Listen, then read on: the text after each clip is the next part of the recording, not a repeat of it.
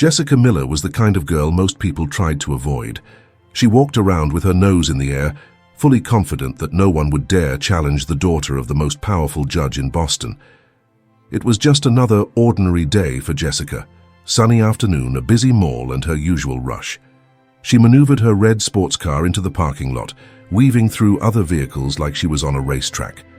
As soon as she arrived, Jessica spotted a space near the entrance and, without a second thought, swung her car into it. She ignored the blue handicapped symbol painted on the asphalt and the signs indicating it was reserved for people with disabilities. After all, who would dare call her out? Certainly not anyone in this city. While adjusting the rear-view mirror and checking her makeup, a man in a wheelchair approached. He stopped beside Jessica's car and, with a calm expression and respectful demeanor, tried to get her attention. "Excuse me, miss," he said politely. "Sorry to bother you, but this spot is for people with limited mobility. Could you please move to another space?" Jessica glanced up and frowned, looking surprised at the man's audacity to question her. She eyed him up and down, scrutinizing every detail of the stranger's worn-out appearance. "So what?" she scoffed, shaking her head. "There are plenty of other spaces around, just find another one." Mark Reynolds, the man in the wheelchair, took a deep breath. He had been through situations like this before. It wasn't the first time someone had taken a spot he really needed, and it wouldn't be the last. Still, there was something about Jessica's cold gaze that bothered him deeply. "It's not about convenience, it's about respect, miss," Mark continued, trying to remain calm. "These spots are reserved because they're more accessible for people like me." Jessica let out an ironic laugh and shrugged. "Respect?" she repeated sarcastically. "You think I'm going to move my car just because someone who can barely get out of a wheelchair asked me to?" She scoffed and gave him a dismissive look. "You know what? Why don't you just go around and find another spot? I'm not interested in a lecture right now." Mark stayed quiet for a moment, trying to process the unexpected hostility. He opened his mouth to respond, but Jessica's confident voice cut him off. "My father is Judge Robert Miller," she stated firmly, her lips curling into a mocking smile. "So don't bother complaining or calling the cops. I do what I want, and no one's going to stop me." Mark felt a knot form in his stomach. He'd faced many obstacles before, but Jessica's arrogance struck a nerve. Before he could respond, a female voice sounded behind them. "Is there a problem here?" Officer Sarah Thompson walked toward them, her expression stern and chin held high. Her eyes shifted between Jessica and Mark, trying to figure out what was going on. Jessica rolled her eyes impatiently, clearly annoyed by yet another interruption. "Oh, great. Don't tell me you're getting involved too," Jessica said, crossing her arms. "Just because you're a cop doesn't mean you can boss me around. Like I said, my dad's the judge in this town. So unless you want trouble, I suggest you leave me alone." Sarah remained calm, but inside she felt her anger rising. She was used to dealing with lawbreakers and disrespectful people, but rarely did she see so much arrogance in one person.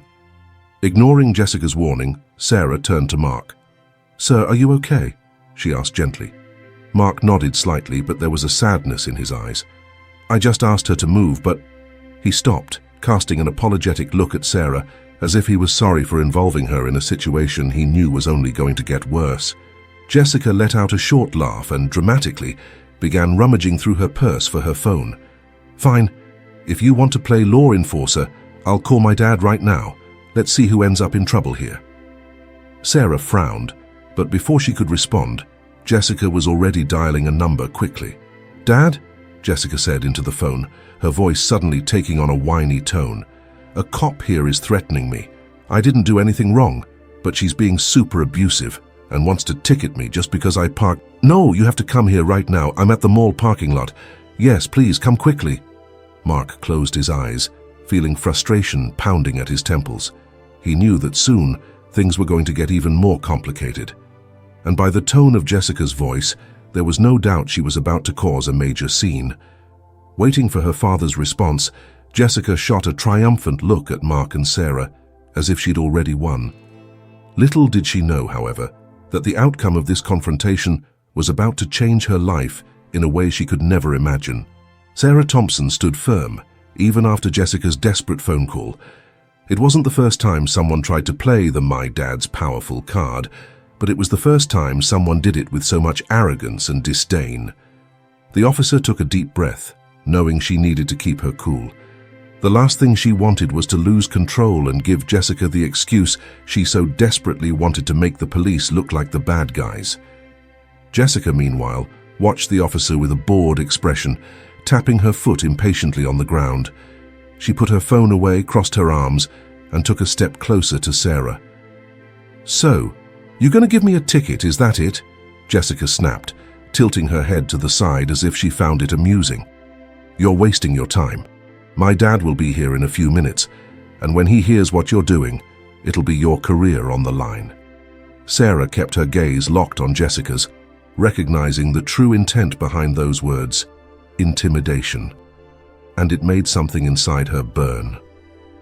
"Miss Miller," Sarah began, her voice firm but calm, "I'm asking you to move your car from the spot reserved for people with disabilities. This is a matter of law, not who your father is." Jessica scoffed and raised her eyebrows, as if the whole thing was incredibly boring to her. "Law?" she repeated mockingly. "You really think I care? And what if I decide not to move my car? What are you going to do? Arrest me, call for backup, and slap some cuffs on me? I'd love to see how you explain that to my dad." Mark, who had been silent, took a deep breath and decided to step in again. "Miss, the officer is just doing her job. I really don't want this to become a bigger deal than it already is," he said in a conciliatory tone. "Let's just resolve this the simplest way possible."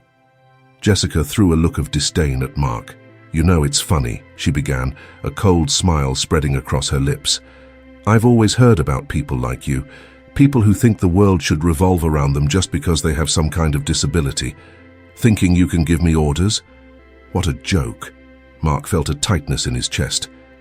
Jessica's words cut deep, but he held his ground. He tried not to show how much it affected him. He'd heard plenty of ignorant comments in his life, but this one felt even more personal. He opened his mouth to respond, but Sarah raised her hand, signaling that he didn't need to defend himself anymore. "Enough, miss." Sarah's voice was firmer than before, as if she was at the end of her patience. "I don't know how you can treat someone with such disrespect, but I'm not going to allow it. You're going to move your car now, or I'll have it towed. And don't get it twisted. Even if your dad is a judge, he's not above the law." Jessica took a step closer, her eyes blazing with anger. "Oh, you want to play hardball?" She laughed, a short, hollow laugh without any humor. "Fine, I'll play hardball too. When my dad gets here, I want you to explain exactly why you think you can talk to me like this. Let's see if you still have all that courage when he's standing right here." Before Sarah could respond, a black car pulled up abruptly beside them. The door swung open, and Judge Robert Miller stepped out, his face tense with worry. He looked around, confused, then saw his daughter, the officer, and Mark. The tension in the air was thick. "Jessica," he called out, his voice deep and authoritative. "What's going on here? You called me saying you were being threatened by an officer." Jessica stepped back, a satisfied smile on her face. It was clear she felt victorious now that her father was there to fix the situation in her favor. "Yes, Dad." She hurried over to him, adopting a softer, almost whiny tone. "This officer is treating me like a criminal just because I parked here. I told her you're the judge and that I wasn't doing anything wrong, but she kept pushing." Robert Miller didn't respond right away. He studied Sarah's serious expression, then turned to Mark, who watched the scene with a tired, distant look.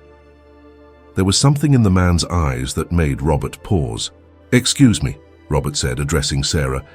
"I think there's been a misunderstanding. I'm Judge Miller, and I got an urgent call from my daughter saying she was being harassed." Sarah took a deep breath, choosing her words carefully.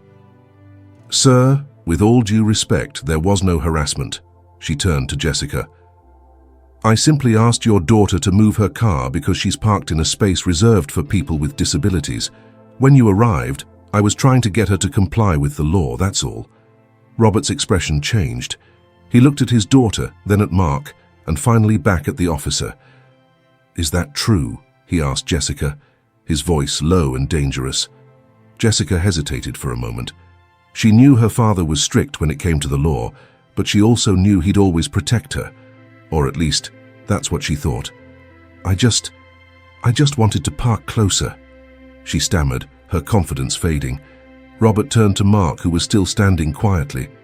"And you are—" "Reynolds," Mark responded curtly. "Mark Reynolds." "And all this?" Robert made a vague gesture indicating the situation. "All this happened just because you asked her to move?" "Exactly," Mark replied, his tone unchanged. "But it wasn't just the car. She humiliated me simply because I asked for a right that's already ours by law." Robert's face hardened. He looked at his daughter, and Jessica, seeing the change in her father's demeanor, realized in that moment that there was no way out this time. "Jessica," he began, his tone a mix of disappointment and frustration, "you're going to move the car. Now.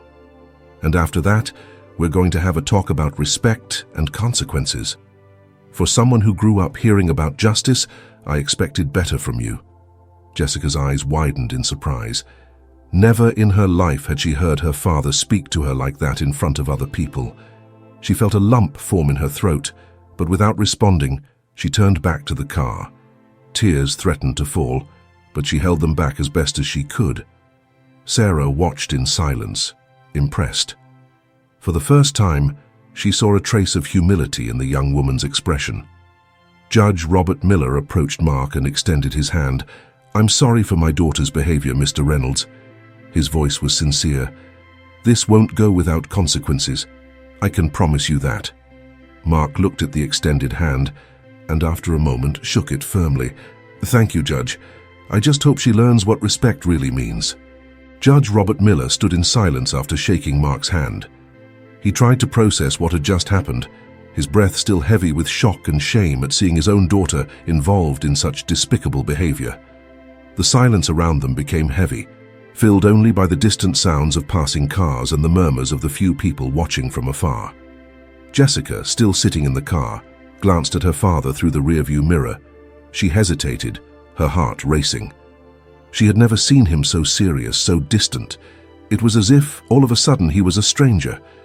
After a long sigh, Robert turned to Officer Sarah. "Officer Thompson, I need you to tell me exactly what happened here," he said, his voice firm but controlled. "I want to understand every detail." Sarah nodded, maintaining her professional posture. She calmly recounted the events, from the moment she saw Jessica park in the spot to when she started insulting Mark and finally calling her father to intervene. As Sarah spoke, Robert felt his indignation grow. He looked over at his daughter, who was now stepping out of the car with a hesitant expression, as if expecting a scolding but still clinging to a last hope of not being completely reprimanded. "Is it true, Jessica?" Robert asked, his voice low and stern. "Did you really say all those things?" Jessica opened her mouth, struggling to find words that might minimize the severity of the situation. She was used to using her father as a shield, turning every conflict into a minor problem simply by mentioning his name. But now, facing Robert's disappointed and severe expression, she knew there was no easy way out. "Dad, I just—" Jessica stammered, her words stumbling out. "It wasn't my intention. I was just frustrated, and when he started talking like that—" Jessica gestured toward Mark as if blaming him for the situation. I lost my temper." Robert slowly shook his head, feeling a deep pain mixing with his anger. He turned to Mark, who watched the scene with a cautious look, as if waiting for something to turn against him at any moment. "Mr. Reynolds, once again, I apologize for what happened here today," Robert spoke sincerely. "There's no excuse for my daughter's behavior." Mark shrugged, but there was a bitterness in his gaze. "I didn't expect an apology, Your Honor," he said quietly. "Not after what I heard. And I didn't expect a parking spot to turn into all of this. But her words—" He paused, looking directly at Jessica. "Her words hurt more than any taken parking spot." Jessica flinched at his words, a pang of guilt finally breaking through the wall of arrogance that had been holding her up. "I'm really sorry, I am," she murmured, unable to look Mark in the eye. But her voice sounded hollow, as if even she didn't believe in the apology coming from her lips. Mark frowned, and an awkward silence settled between them. "You don't need to apologize to me, Jessica," he said firmly. "I'm not the one who needs to accept or reject it. What you need to understand is that your words carry weight. You're the judge's daughter, and everyone knows you for that, but it's not what defines who you are. Having power means nothing if you don't know how to use it. I just hope you realize that before you hurt someone even more deeply than you did today." Jessica blinked, stunned. She never expected to hear something like that, and for a brief moment her eyes filled with tears. She swallowed hard and turned her face away, trying to pull herself together. Robert nodded, grateful for Mark's honesty. He felt a twinge of shame and sadness realizing that someone he barely knew had to teach his daughter a lesson he should have reinforced at home. "Mr. Reynolds, I'd like to speak with you in a more appropriate setting," he said, glancing around, noticing a few people still watching from a distance. "If possible, I'd like you to come to my office tomorrow. There's something I'd like to discuss further." Mark hesitated. Part of him wanted to walk away, forget all of this, and never cross paths with Jessica or the judge again. But something in Robert's sincere eyes made him agree. "I can do that," he said, a little surprised at his own response. "I guess it's fair after all this." Robert nodded, relieved. Then it settled. He turned to Officer Sarah. "And as for you, Officer Thompson, thank you for handling this situation with such patience. My daughter deserves a formal warning or any other measure you deem appropriate. I don't want her to be treated differently because of who I am." Sarah was surprised but kept a neutral expression. "I'll arrange that, sir." She then looked at Jessica, who seemed petrified. "Miss Miller, I'd like you to come with me to the station to fill out some paperwork. Don't worry, it's just standard procedure." Jessica looked at her father, pleading, but Robert remained unyielding. "Go with her, Jessica," he said in a tone that left no room for argument. "We need to start fixing this somehow." His daughter nodded slowly and followed Sarah toward the patrol car. Robert watched until the two disappeared from sight and then let out a long sigh. All of this still felt like a surreal nightmare. I know this doesn't make up for what happened, but I want to thank you for keeping your composure, Mr. Reynolds," Robert said, turning back to Mark. "My daughter, she's young, spoiled, and clearly made a terrible mistake. I just hope this is a turning point for her." Mark nodded, but there was a shadow of skepticism in his gaze. "I hope so, Judge, because the way she is now, I'm scared of what she might do in the future." The judge lowered his head, feeling the weight of Mark's words. "I promise things will change." His voice was firm, but there was a note of sadness there. "Thank you for giving me the chance to prove that." Mark made a vague gesture with his hand. "Until tomorrow, then." Robert watched as Mark moved away, his wheelchair gliding smoothly over the asphalt. The judge stood still for a few more minutes, thinking about how everything had spiraled and the responsibility he carried as both a father and a figure of authority. Finally, he turned and walked slowly back to his car, feeling tired but determined. He would do whatever it took to set his daughter on the right path, even if it meant confronting her with the painful reality of her own actions. Tomorrow would be a new day, and he would do his best to ensure it was the start of something better, both for Jessica and for the brave man she had tried to humiliate. The next morning, Mark found himself in Judge Robert Miller's office, feeling uncomfortable in such a formal setting. The room was spacious, with walls lined with shelves full of law books and prestigious certificates. The environment exuded power and respect, something Mark wasn't used to dealing with since his life took a drastic turn a few years ago. Robert, sitting behind a massive wooden desk, looked at Mark with a mix of respect and curiosity. It was hard to believe that in a single encounter, this man in a wheelchair had impacted him so deeply, and in a way, his daughter as well. It was time to learn more about who Mark Reynolds really was. "Mr. Reynolds, I'd like to thank you for coming today," Robert began in a welcoming tone. "I know you could have declined my offer, and I truly respect the fact that you're here. I'd like to talk about what happened yesterday, and also learn more about you, if you don't mind." Mark shifted in his wheelchair, feeling the walls of formality closing in on him. He wasn't here to share his personal story, but there was something in Robert's eyes that inspired trust. Mark nodded, taking a deep breath before speaking. "It's no problem, Judge Miller," he said, maintaining a polite tone. "I was in the military, you know, a dedicated soldier, doing what needed to be done. One day during an operation, we got ambushed. We lost men, and I lost the ability to walk. His voice trembled slightly as he recalled the memory. That changed everything for me. My wife, she couldn't handle the idea of taking care of someone who wasn't the same man anymore. She left me a few months after the accident, and since then it's just been me. Robert remained silent, absorbing every word. It was impossible not to feel the pain in Mark's words, a man who had lost so much in such a short period. He thought about how unfair it was that someone who had already sacrificed so much still had to endure humiliations like the one Jessica had inflicted. "Mark, I'm truly sorry for what you've been through," Robert said, genuinely moved.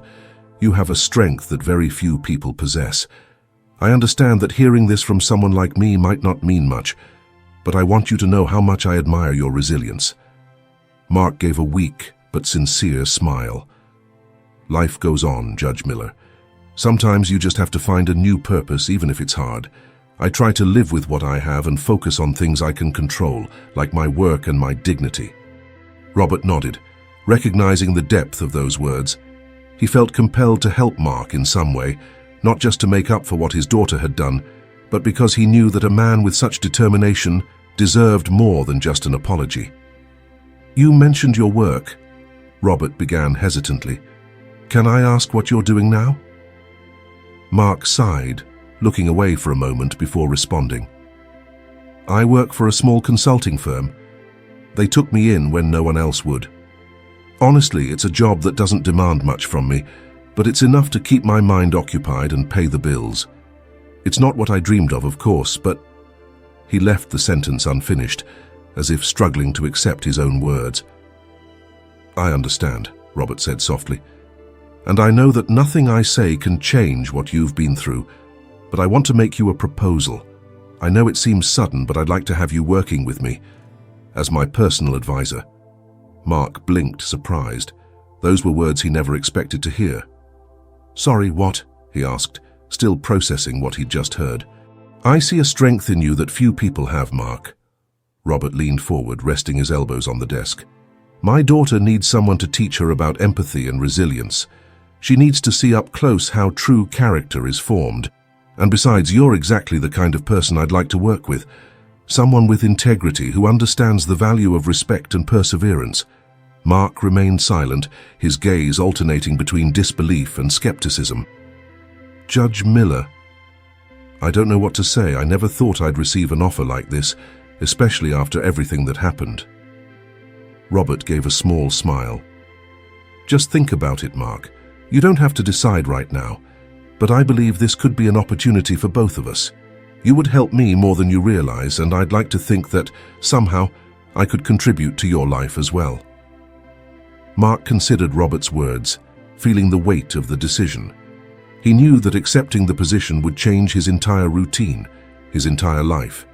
But at the same time, there was something there, a new purpose, a chance to truly make a difference.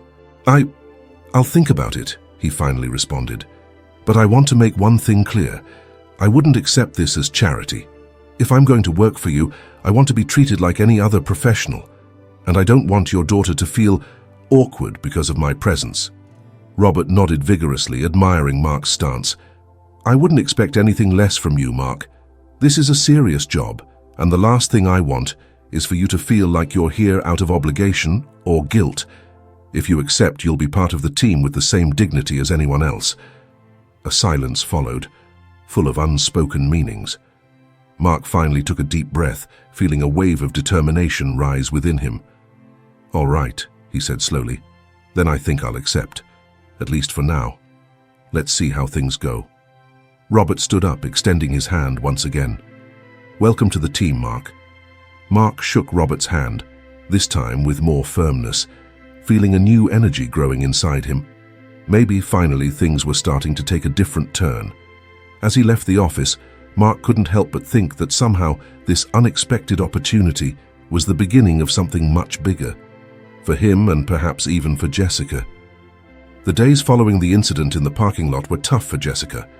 The story of the arrogant young woman who had humiliated a man in a wheelchair and insulted a police officer spread like wildfire across social media and local news. A video recorded by one of the onlookers quickly went viral, making Jessica Miller the target of severe criticism. The comments on social media were relentless, each one a dagger to her pride. Jessica felt the weight of every disapproving glance, of every whisper when she walked down the street.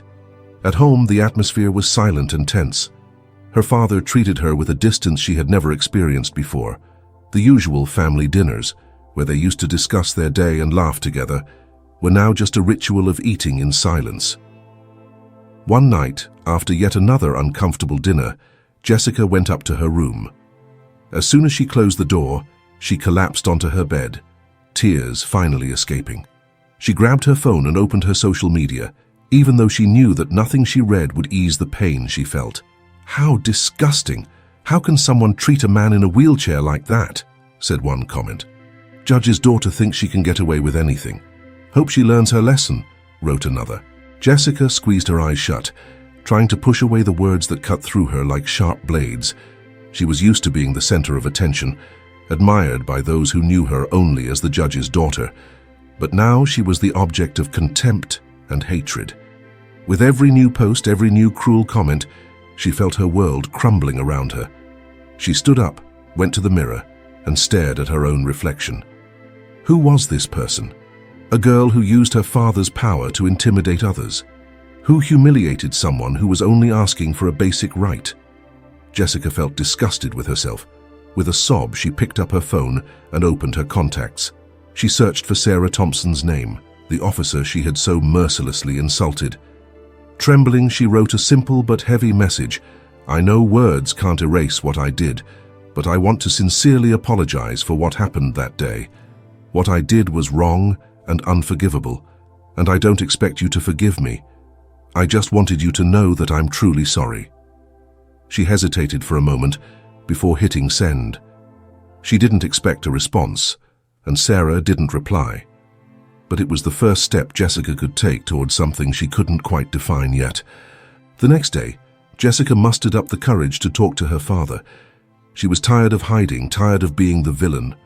She walked downstairs and found Robert Miller in his office, focused on some documents. He looked up when she entered and adjusted himself in his chair, his expression unreadable. "Dad, I need to talk to you," Jessica said, her voice sounding small and uncertain. Robert tilted his head, waiting for her to continue. Jessica took a deep breath and sat down in front of him, trying to organize her thoughts. "I know I was horrible, and this whole situation," she gestured, indicating her tired face and drained demeanor. "I messed everything up, and I can't blame anyone but myself. I just want to know, what can I do to fix this? How can I make things right?" Robert sighed, putting the papers aside. He had been waiting for her to come talk to him, but still, hearing his daughter's words brought a mix of relief and concern. "Jessica, you made a huge mistake. A mistake that hurt a lot of people, including yourself." He paused, choosing his words carefully. "But what will define who you are moving forward isn't the mistake. It's what you do to make amends." Jessica lowered her head, feeling tears well up. "But what can I do, Dad? I don't even know where to start. Everyone hates me now. I hate myself." Robert's heart ached hearing his daughter talk like that. The arrogance had vanished, replaced by a vulnerable and remorseful young woman. "You can start by apologizing in person to those you hurt," he suggested gently. "Not just to Mark, but to Officer Thompson, and to the people who felt offended by what you did. And more importantly, you need to do something meaningful to show that you're truly changing. Words are a good start, but actions are what really count." Jessica nodded slowly. She knew it wouldn't be easy, that people would continue judging her for a long time. But if she wanted to change, she would have to face that disapproval head-on. A few days later, Jessica found herself back at her father's courthouse, not as a spectator, but as someone willing to acknowledge her mistakes. A meeting had been arranged with Mark, and she knew this would be the hardest moment of all. When Mark entered the room, she felt her stomach churn. He looked exactly the same, but there was something different in his eyes, a weariness mixed with expectation. Jessica took a deep breath and stepped forward. "Mark, she began, her voice trembling. "I know I can't undo what I did, but I want to say that I'm sorry. From the bottom of my heart. I'm sorry. Mark observed her silently for what felt like an eternity. Then he sighed and shook his head slightly. Apologies are a good start, Jessica, but what are you going to do from now on? Jessica hesitated, but then looked directly at him, with a determination she didn't know she had. I want to help. I want to get involved in something that really makes a difference. I'm tired of being seen as the spoiled girl who only uses her dad's power to get what she wants. She took a deep breath. I want to be a better person. Mark raised his eyebrows, clearly surprised by the sincerity in her voice. It wasn't what he expected to hear, but at the same time, he felt there might be a spark of truth in her words. If that's what you want, then show it, he said simply. I'm working on an accessibility and social inclusion project with Judge Miller. Maybe you can start by helping with that. Jessica's eyes widened, surprised. It was as if a door she didn't know existed had opened, offering her a chance at redemption. I'd love to help, she said, the words coming out quickly, almost desperately. Mark smiled faintly, a smile that wasn't one of full acceptance, but neither was it one of rejection. Then I guess we have a starting point. Jessica nodded, feeling for the first time in a long while that there was indeed a path to follow. It wouldn't be easy, and she would have to prove herself every step of the way, but she was willing to try. As she walked away from that meeting, Jessica knew this was just the beginning of a long journey of redemption. And despite the fear, she felt a glimmer of hope that maybe one day she could look in the mirror and finally like the person staring back at her. The weeks following the parking lot incident brought a new routine for Jessica. She began visiting her father's office regularly, meeting with Mark, and closely following the accessibility and inclusion project he was developing. It was demanding, delicate work, involving everything from drafting inclusion policies to reaching out to local businesses to promote opportunities for people with disabilities. At first, Jessica felt out of place. Every time she entered the office and saw Mark working, she felt a mix of shame and anxiety. He treated her with respect, but it was distant and formal. It was as if he were watching her every move, waiting to see if her dedication was genuine or just a temporary act. But little by little, Jessica began finding her footing. She listened to the stories of other people with disabilities, understood the challenges they faced daily, and realized how crucial it was to have someone fighting for their rights. She started participating in meetings, suggesting ideas and, most importantly, becoming emotionally invested in each cause they discussed. One day, Jessica sat beside Mark, reviewing a document about public space accessibility in the city. The silence between them was comfortable, a sign that the initial barriers were slowly breaking down. You know, I never thought I'd have you as a co-worker, Mark commented suddenly, without looking up from the document. It's funny how life can change so quickly, isn't it? Jessica looked up, surprised by the unexpected comment. There was a hint of humor in Mark's voice, something she wasn't used to hearing from him. I didn't expect to be here either, Mark, she admitted, a hesitant smile appearing on her lips. But out of all the things that have happened, I think this is the one that makes me feel useful. Mark closed the document and turned to face her. His eyes were softer, less guarded than before. That's good to hear, Jessica. He paused, as if considering what he was about to say. I've been watching you since we started working together, and I know you're trying. But I need to ask, what made you want to change? What made you stop being that girl I met in the parking lot? Jessica bit her lower lip, her thoughts racing. It wasn't a simple question. She herself had been wondering about it since she began this journey of redemption. Finally, she took a deep breath and found the courage to answer. I think it's because, for the first time in my life, I realized how much my actions hurt other people, she began, her voice filled with emotion. I grew up thinking that because of who my dad is, I didn't have to worry about anyone but myself. But when I saw the effect my words had on you and the people around us, something changed. I don't want to be seen as arrogant and insensitive anymore. I want to be someone who makes a difference. Mark watched her for a long moment. There was sincerity there, he could feel it. Jessica was genuinely trying, not out of obligation, but because she wanted to be a better person. I believe you, he finally said, but you have to understand that trust takes time to build. I don't expect you to become an activist overnight, but if you keep going like this, I know you can make a difference." Jessica nodded, feeling a weight lift off her shoulders. That small declaration meant more than she had imagined. It was a sign that maybe she was finally on the right path.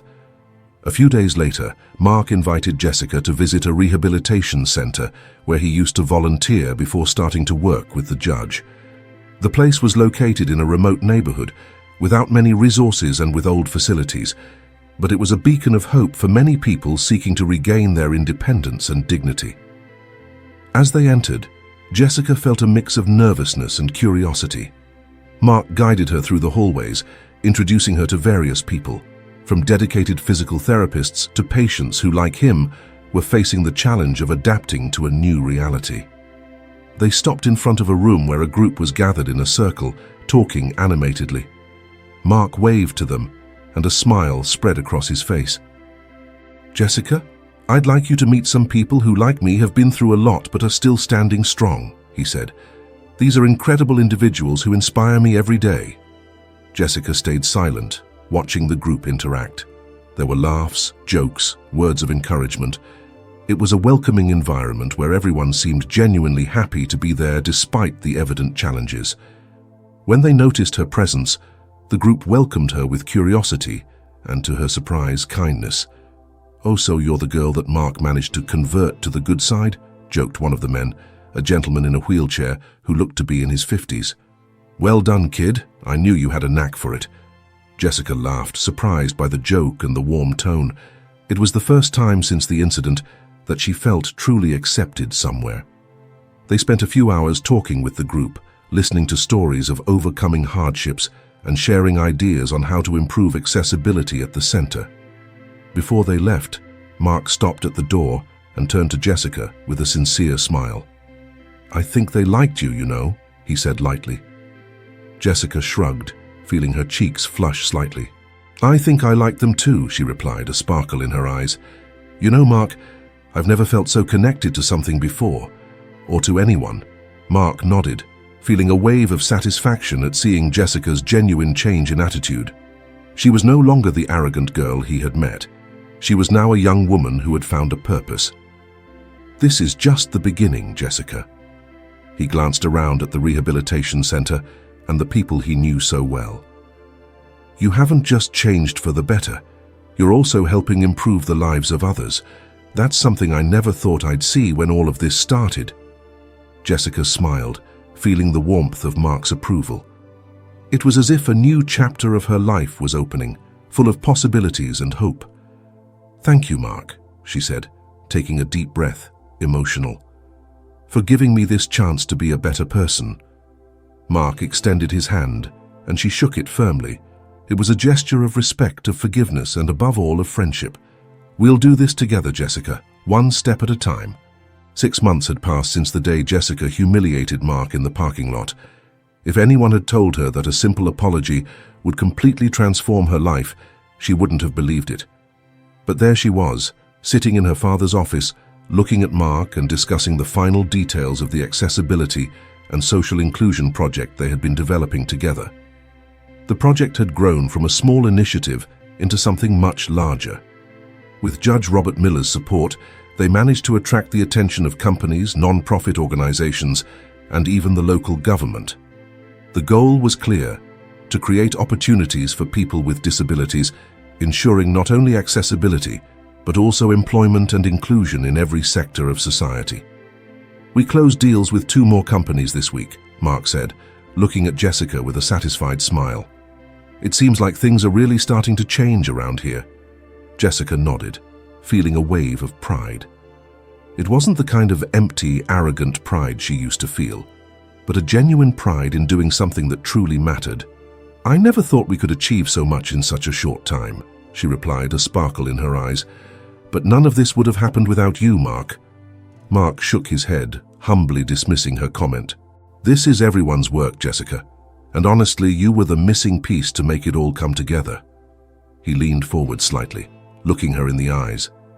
"I know the beginning was rough, but I have to admit, you've surprised me.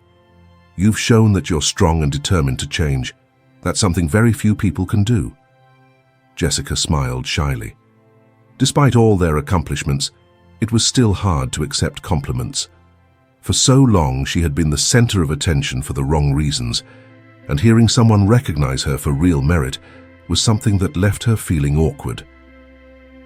"I think all of this taught me a big lesson," she said thoughtfully. "I used to think respect and admiration were things I could force or buy, but that's not how it works. Now I see that true respect is earned through actions, not status." Mark nodded, satisfied with the maturity Jessica was showing. He knew she still had much to learn, but the young woman in front of him now was very different from the one he met in the parking lot. "And you're on the right path to earning that respect, Jessica. I'm sure everyone who's worked with you so far feels the same way." Later that same day, Judge Robert Miller organized a small ceremony to celebrate the completion of one of the project's first phases, the inauguration of new ramps and access points in public buildings around the city, along with an internship program for people with disabilities. It was a modest event, but one filled with significance. As everyone gathered to listen to the speeches and celebrate, Jessica looked around at the crowd and saw familiar faces, people she had met at the rehabilitation center, companies that had joined the cause, and even some citizens who came just to show their support. When it was her turn to speak, Jessica felt nervous. She had never been good at public speaking, but she knew she needed to express the gratitude and responsibility she felt. She stepped up onto the small makeshift stage and took the microphone. She looked around, searching for Mark's support, who gave her a brief nod of encouragement. Taking a deep breath, she began, "I want to start by thanking everyone who made this project possible." She gave a shy smile. "I know many of you already knew me before this, and not in the best light." There was a murmur of understanding laughter in the audience. "But today I'm here because I chose to change, and I'm here to say that change is possible for any of us." Jessica paused, feeling the words flow naturally. "What happened 6 months ago was one of the worst moments of my life, but it was also the most revealing. That day I saw myself for what I really was, someone who didn't respect others, who used her father's power to justify unjustifiable actions." She felt tears well up but held her composure. "But thanks to the support of people like Mark and my father, I was able to see that arrogance and pride lead nowhere." She looked over at Mark, who watched her attentively and smiled. "This project is about giving opportunities and ensuring that everyone is treated with respect and dignity. And more than anything, it's about learning from our mistakes and building a better future together. Thank you all for believing in me and giving me the chance to show that I could be someone better." The audience erupted in applause, and Jessica felt a warmth fill her chest. It was the first time her words were applauded not out of fear or obligation, but because they genuinely meant something to those people. When the ceremony ended, Mark approached Jessica. He looked at her for a moment, as if he wanted to gauge every nuance of her expression before speaking. "You did a great job, Jessica," he said with a sincere smile. "I was really impressed. You not only spoke well, but you also touched everyone who was here. I think that shows how much you've changed." Jessica smiled, feeling a sense of relief and joy she could hardly explain. "I couldn't have done it without you, Mark." She paused, looking at him with a mix of gratitude and respect. "You gave me the chance to prove that I could be different, and more than that, you showed me what really matters in life." Mark made a vague gesture with his hand, as if to dismiss the credit, but Jessica continued, "I want you to know that I'm going to keep pushing forward. Not just because I want to make amends with the people I hurt, but because I want this project to grow even more, and I want us to keep working together as partners." Mark looked at her, then extended his hand. "Deal. Partners, then." He smiled, a smile that didn't hide the respect and friendship he now felt for her. Jessica shook his hand firmly, feeling a new beginning blossom there. There was a lot of work ahead, many changes to implement, but she was ready. And for the first time, she didn't feel alone on this journey. As she watched the crowd disperse and felt the satisfaction of a mission accomplished, Jessica knew that no matter what happened from here on out, she had found her true purpose. And this was just the beginning.